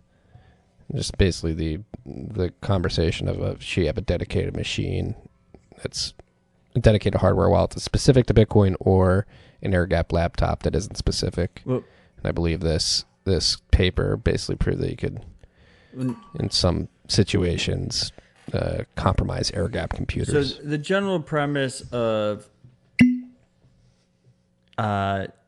digital security, in this case private key security, whether that's Bitcoin or another digital secret that you want to keep secret, is that the single best thing you can do is have an air gapped machine. And the idea is that the machine never touches the internet. So if someone wants to compromise you, they have to at least get physical access to the device. So you want an air gapped machine. There's two ways you can do that. You can try and make your own air gapped machine from off the shelf computer parts, or you can buy a purpose built air gapped machine, which is what a cold card is, which is what a ledger is, what Trezor is, of different degrees. They all take different trade-offs there. But they are all trying to be a purpose-built air-gapped machine.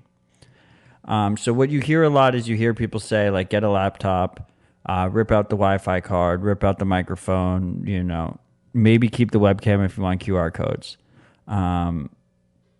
This is not an easy thing for people to do. But let's operate under the assumption that you figure out how to rip out the Wi-Fi and Bluetooth and the microphone, and the different threat factors. These guys showed a way of using just your general purpose memory, your general purpose RAM, to broadcast via Wi-Fi signals out to another device that takes the information and broadcasts it to the wider internet, defeating the air gap. And we've seen attacks like this that go through sound, that go through the audio as well to another device that then broadcasts it out. So it's this idea that it's hard to air gap. Two things. I mean, the number one thing is these are two different trade-offs, right? It's this trade-off of, can you secure a general purpose device yourself versus a trust and a purpose-built device. You can reduce both sides if you use them both in a multi-sig. The second thing, which I think is ideal, just using multi-sig is ideal. You're just crossing all the trade-offs. It's additive. Every time you add someone, you're increasing the security there. You're not reducing the security. The other thing is, I don't understand why people constantly say try and sanitize a laptop. It doesn't make any sense to me. In this case, yes, I understand whatever their study is would still compromise you, but it's way easier to sanitize a desktop, because with a desktop, you just don't have an integrated Wi-Fi card. You don't have an integrated microphone. You don't have an integrated webcam, and you can just buy your own webcam if you want to do QR codes. So it's way easier to sanitize a desktop than it is to sanitize a laptop. And you don't have to worry about an integrated battery. There's like a million reasons why it's easier to sanitize a desktop. So if you're going to try and do the air gap machine approach, you should use a fucking desktop. But I think these types of studies are just good examples of why the average person has a really, really difficult time of creating a proper air gap machine setup with general purpose hardware. And especially, like, this is not even, like, if once you start talking about physical access, they have like a really, really difficult time. Like, it's very hard to set up a computer where if someone gets access to that computer for a while, that they can't access it. Meanwhile, like, if you're trying to get into a cold card and you don't know the PIN, like, it's gonna be, you have to be a very sophisticated attacker, right? Like, we see Ledger Donjon, it took them months to get into the MK2. They haven't gotten to the MK3 yet. I am brick now. Yeah, so again, talking about trade-offs, like, I would say, not even trade-offs, but what should you prioritize with all this stuff? Like, prioritize physical security maybe over the exact perfect implementation of an air-gapped wallet, right? Like, think about securing the air-gap hardware that you're using, whether it be a desktop, a laptop, or a hardware wallet, over fighting the internal battle of which one to pick over the other. If you can stop an attacker from getting within 30 feet, 50 feet of the device, then you're set for most situations. Yeah, In multi-sig, the beauty is like you can move those devices into different areas, right? So, Yeah. and those can be in No, I mean, different just- jurisdictions. They can be across the globe if you want them to be. I mean, you just went on a 5-minute rant talking about like the nuance of all this stuff. It's like, all right, like just make sure nobody gets physical access of it, and you eliminate most of these risks. Like, focus on that. Yeah. Was that bad advice? No. I mean, I think in general, you should just like you don't want people to have physical access to your devices ever. Yeah. And then it depends what mitigations you're adding on top to deal with those kind of physical access situations, right? Yes. Like worst case scenario, somebody gets physical access, it would be advantageous to have the best setup, which Right. seems to be a desktop or a cold card. Or multi-sig with multiple signers. Multi-sig, yeah. Yes. Geographically dispersed. And guns. Lots of guns.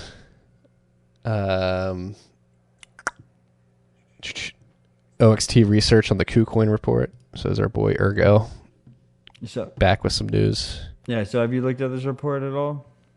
I have not. So- This is one of the signals that got swept Well, under what's the kind of noise. cool about this is they're fine-tuning their model over there at OXT Research, which is a wing of Samurai. So Shout out Laurent for starting OXT. yep, 100% shout out. Cheers to you, my dude. So they're charging $20 in Bitcoin to view it, view the PDF, and if you wait 15 days, it will be publicly released.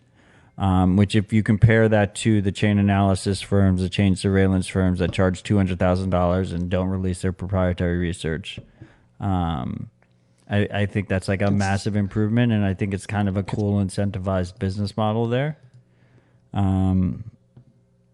So, I mean, I'm not going to go into. I mean, I think people should go pay for it, but I'll give a brief synopsis of the report. I mean, it follows the KuCoin hackers, the KuCoin attack, and the most interesting part to me is so. You know, there's a lot of nuance. There's a lot of nuance. So you have Hit your bingo boards. we have the CoinJoin implementations that are non-custodial, right? And we have Join Market, we have Wasabi, and we have Whirlpool. With Wasabi and Whirlpool, the coordinator is a centralized coordinator that's run through Tor.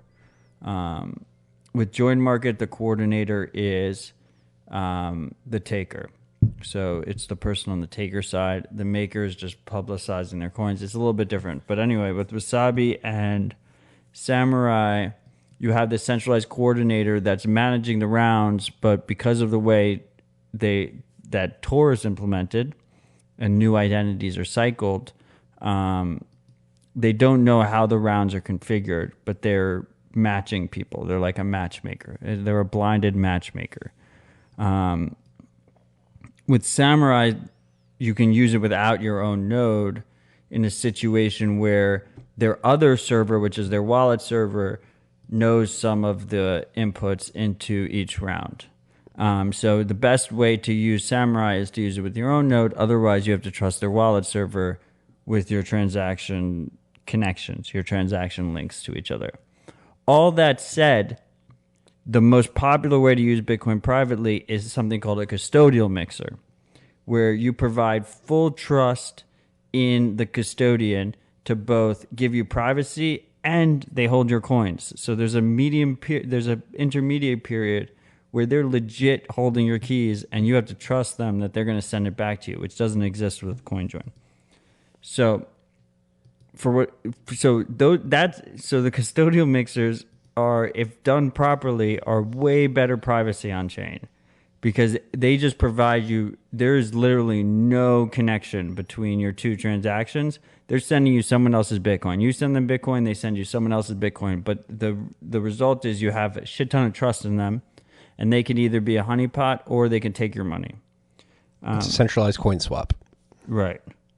So what's interesting about this OXT report is that the number one mixer, custodial mixer, is called Chip Mixer. The number two is Blender, the KuCoin hackers use both. Blender actually on the back end goes into Wasabi. So that's what's interesting about this report. What's interesting about this report is that you send it to the custodial mixer.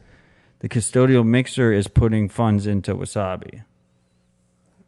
To try to add another layer? To mix their own how coins. That works out with fees. Yeah.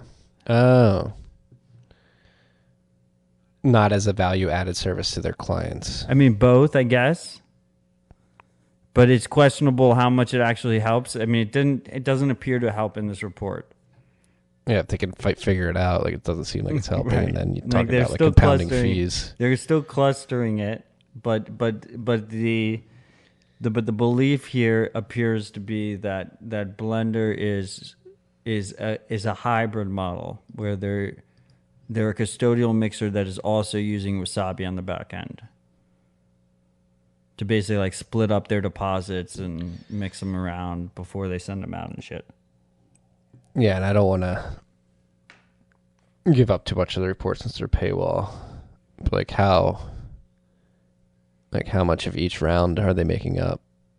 Like the process of elimination, are they sort of destroying everybody else's privacy as well at the same time? So it doesn't appear that it's that amount, but it is a significant amount. I believe, I don't have it up in front of me right now, but I believe it was around 200 Bitcoin or 300 Bitcoin or something like that. Which is it's more than 10% of unspent Samurai, but we're talking about right? Wasabi right now, which is a bit high. Yeah. Which is a higher.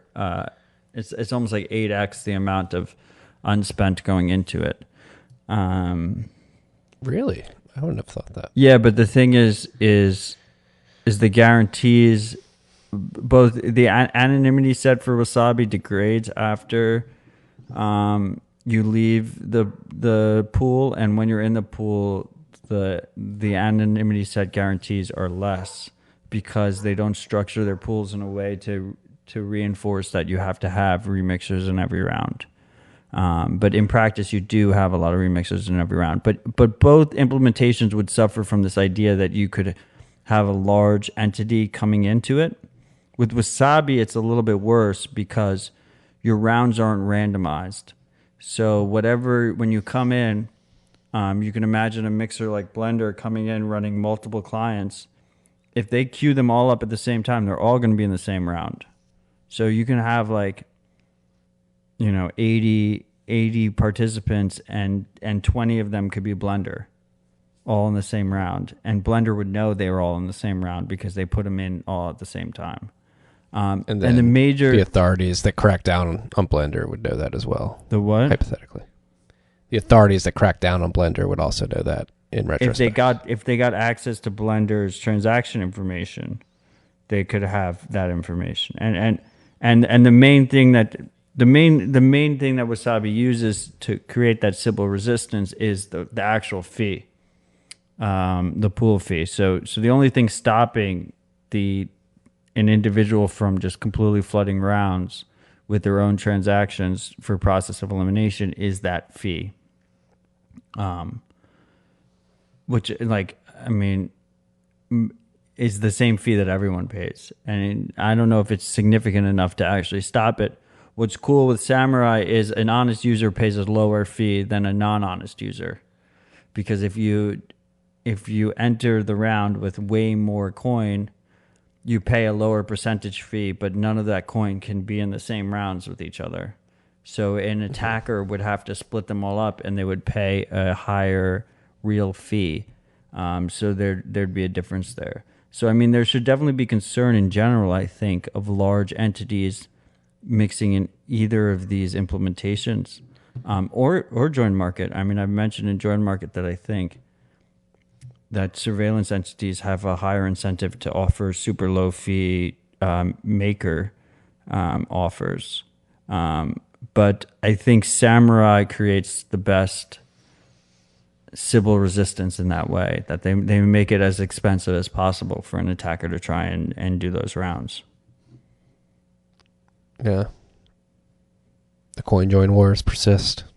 Yeah, I mean, I don't even think this is a coin. I think this is just interesting because the major chain surveillance firms released their own KuCoin analysis, and OXT released actual proper detailed analysis, and the other guys released like surface level kind of bullshit analysis. So it's like kind of nice that we have someone doing, chain tracking in an open way, in a transparent way, where other people can learn from it, and you can see like how they fingerprinted wallets and how they could tell that certain entities were probably that entity. Like the whole thing's a probability game. They have these really cool graphs and shit. So like even if you don't buy it, you should definitely check it out in 15 days. Hell yeah. Is that all Ergo? You could write that with anybody. I'm not sure, but he's definitely the lead. Shout out to the oxt.me/samurai team. Important information. Again, it's interesting to see this type of chain analysis juxtaposed with the chain analysis and elliptics of the world, which is actually, we don't have this on the list either, but our boy Zaya from Iran, excuse me, I've been called out for mispronouncing Iran in the past. He made the market aware of the fact that a bunch of exchanges were in the U.S. were labeling and preventing Iranian citizens from sending from their exchange to family members, I assume, in the States, and just automatically freezing or just not allowing the funds to be sent in the first place, which is an extremely racist policy. If you think about it, you're just going to assume every Iranian is doing something to do with terrorist funding or something like that. It's completely racist. Most people are good people and law-abiding citizens and simply trying to help out family members. It was because of sanctions, right? Yeah, I assume. But what are you doing? Actually, I mean, like sanctions are inherently racist, but yes, had a freak reach out. Left, I'm not going to say which company, because they were being forced to write code for one of these teams that's doing chain analysis, and decided to leave their position because they just couldn't stomach it. And cited your basically question, posit, like, hey, if you're working there, like, what are you doing? Are you helping humanity? Why are you doing this? cheers, freak. Cheers to you, freak. Tons of respect. We got guides. One from our friend Keep It Simple Bitcoin. He's recently dropped a Join Market guide. So if you're interested, we were just talking about Join Market. And using Join Market, Keep It Simple Bitcoin has a guide out, and then our other guide connoisseur, Bitcoin Q&A, at bitcoinqna.com. KeepItSimpleBitcoin.com. You can go find the Join Market, BitcoinQA.com. Our boy Bitcoin Q&A put out a nice piece on 10 ways to lose your Bitcoin, which if you're new to the space and if you're taking custody of your Bitcoins is definitely a piece that you should read just to understand the risk involved with self-custody and what you should be aware of. Yeah, it's a good one to send out to all your boys. Especially with the ledger hacks going on. That's what the last episode RHR inspired him for that one. The Join Market guide for Keep It Simple Bitcoin is the best guide available now for Join Market. So if Join Market has been scratching your itch and you found it too difficult, go check out that guide and be sure to send them some sats because it was not an easy guide to make. Reward the people building this free information with sats. Last but not least, and actually probably not last, considering there's something else I want to talk about after this. Coinbase seems to be close to initial public offering. They're going public. It was interesting. They announced it earlier today and said they like secretly filed for the Form S-1. Which is the first thing you need to do before going public. Yeah, I mean they had to file for it, right? Otherwise, yeah. And then they have to publicly say they filed for it, right? It confidentially submitted a draft resignation statement registration statement, for Form S1 with the Securities Exchange Commission. The Form S1 is expected to become effective after the SEC completes its review process, subject to market and other conditions. They're going public. They want to go public right now. Yeah, Like, I mean, all the shitty companies are able to go public and make fucking bank. Coinbase, like, riding the same hype that a fucking Bitcoin is, while at the same time, like, IPOs are hyping and, like, stocks only go up. Like, they can make so much fucking money. Like, the company that was designed to just fucking dump on retail is ready to dump its own equity on retail, and it's going to be fucking massive. It's going to be fucking insane. You should stack sats instead, but it's going to be fucking ridiculous. Yeah, the dual hype. It's going to be ridiculous. I mean, people have been diving into MicroStrategy stock as a quasi Bitcoin ETF, even though that suffered a drawdown last week. I haven't been tracking that price at all. I don't know where it is now. What about them being hypocrites for not making a security token and instead launching like a traditional stock? Like, can we give them shit for that? Right? Yes, we can. Let that be some signal for you freaks. These people don't eat the shit that they're selling you, or themselves. Yeah, they don't eat that shit. Do you have? Is there snow by you? No, it rained. It was cold rain here. Oh fuck, we have like 8 inches over here, 9 inches. Yeah, I don't know what I'd prefer. Snow's better. Yesterday, bro. I mean, the day and a half of cold rain and wind was pretty miserable, but it was sunny and pretty beautiful today. Cold, but no snow to shovel. I bought my family's tree. I got drunk with you and arbed out and had delicious steak. And then I got snowfall and new all-time highs and Bitcoin and open water all in a 3-day period. Is like, to me, it's been a pretty good week for Matt Odell. That's the Christmas, that's the Christmas spirit right there. That's why I got my Christmas hat on Twitter. Yes. And for you freaks wondering when the arbed out tapes are dropping, you'll get them when you get them. Okay. You're not going to tell them when they're going to get them? No, we're not letting the freaks know. We have a date in mind. A special request from our boy Arbed Out. So, I mean, what we're gonna do is Arbed Out's gonna be he's gonna be our Christmas special every year. Yes, he's gonna be our holiday special every year. Speaking, while we're on the subject, when are we going to record next week? Because Christmas Eve is not conducive for. Well, that's why I wanted to bring it up, is because when are we going to drop him? But we can't tell the freaks, but we need to coordinate when we're going to do RHR. Yeah, we're sorry. We'll talk about this. We're not going to record on Christmas Eve, right?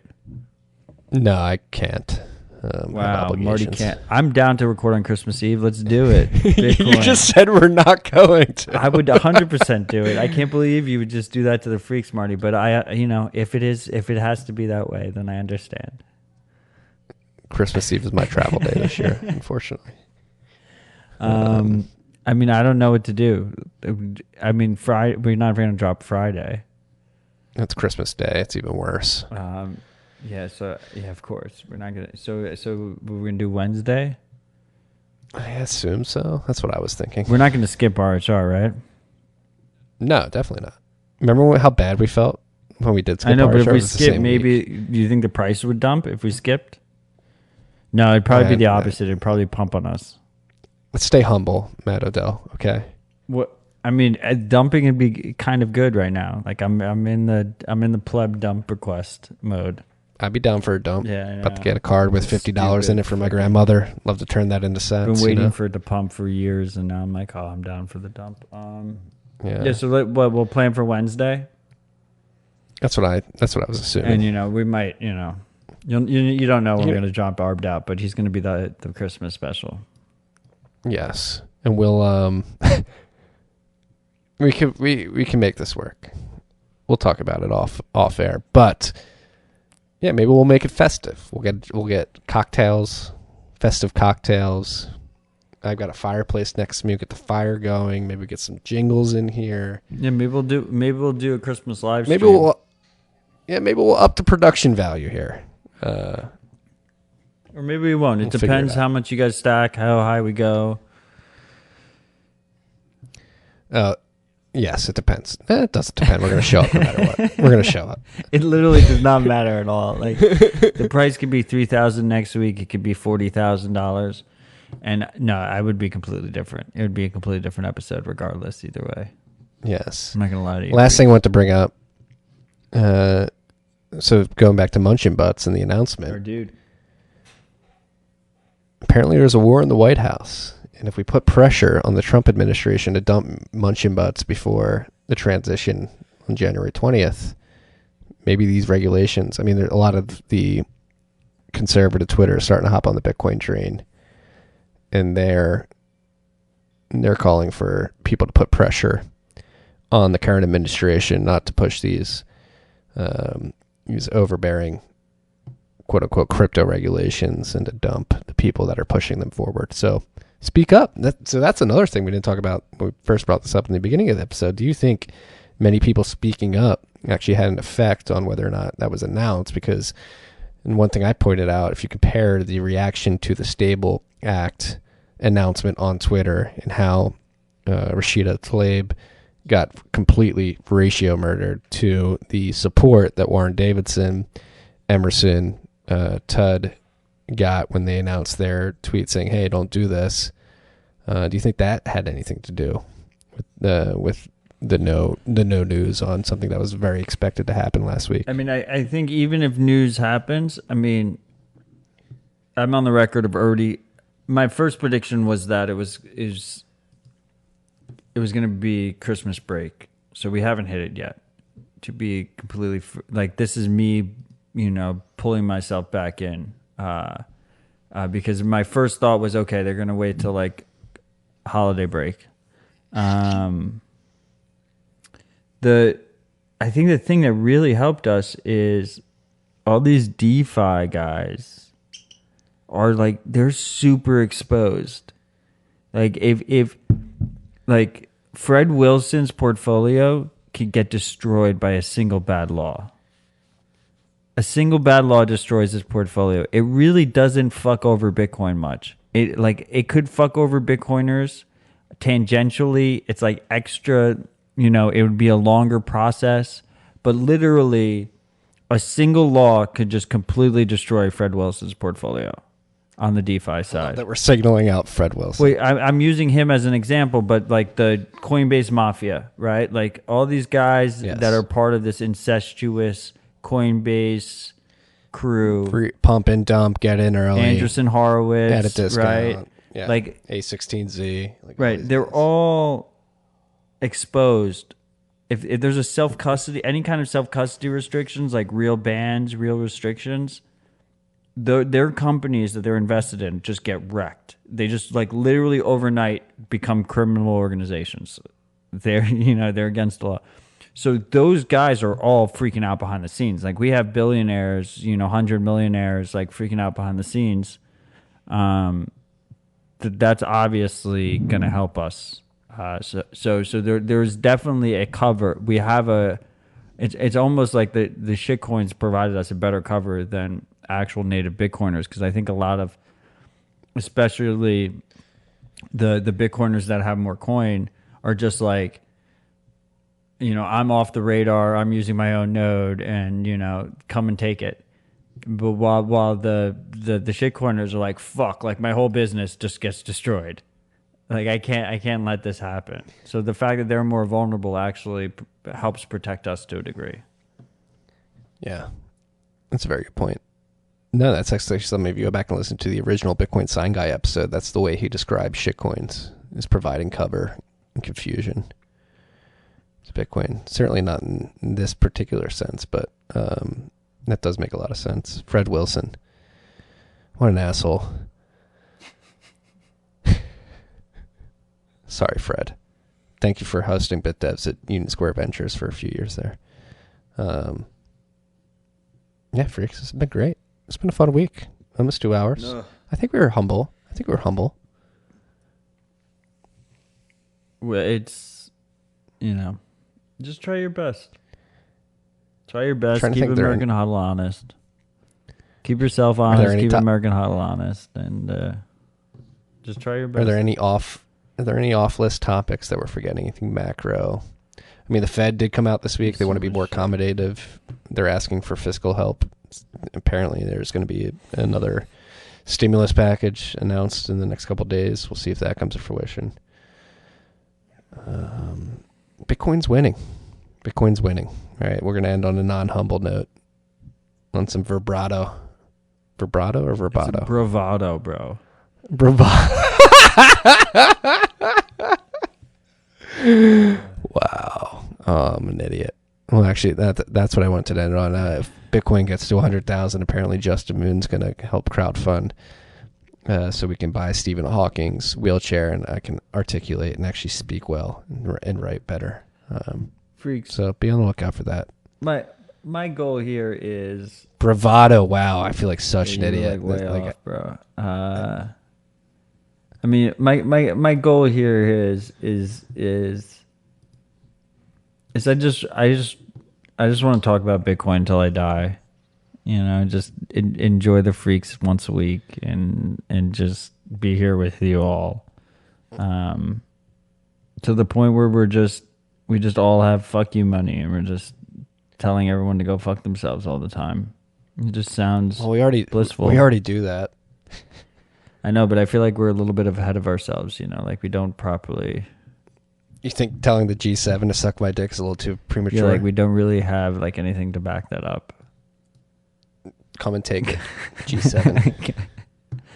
Suck my dick. You know, it's an aspirational dick sucking. It's not a.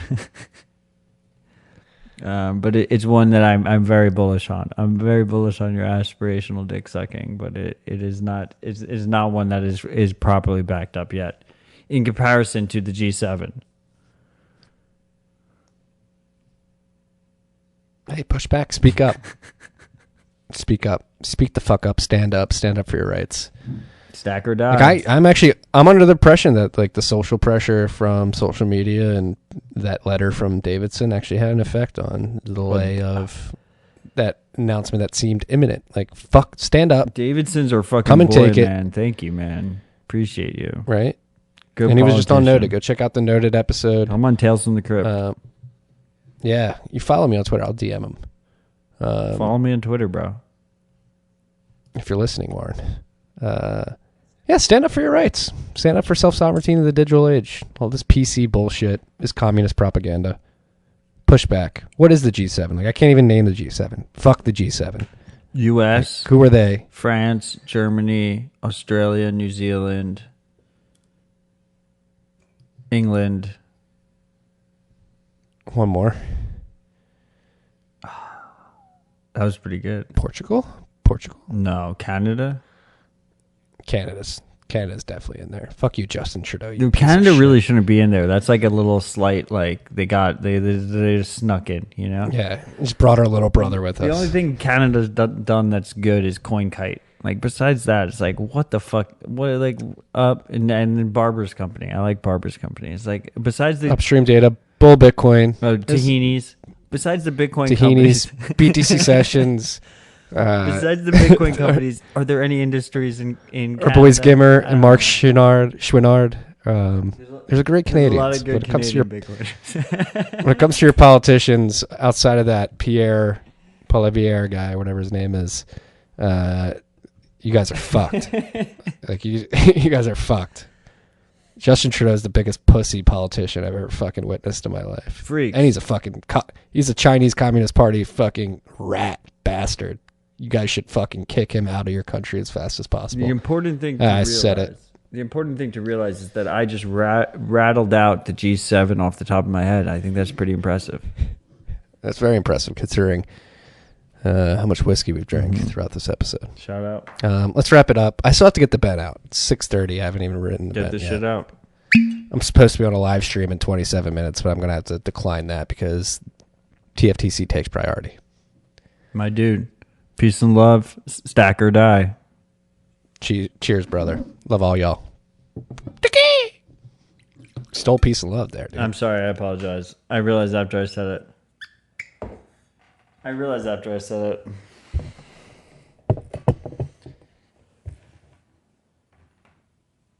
What? That's perfect. You should leave it on there.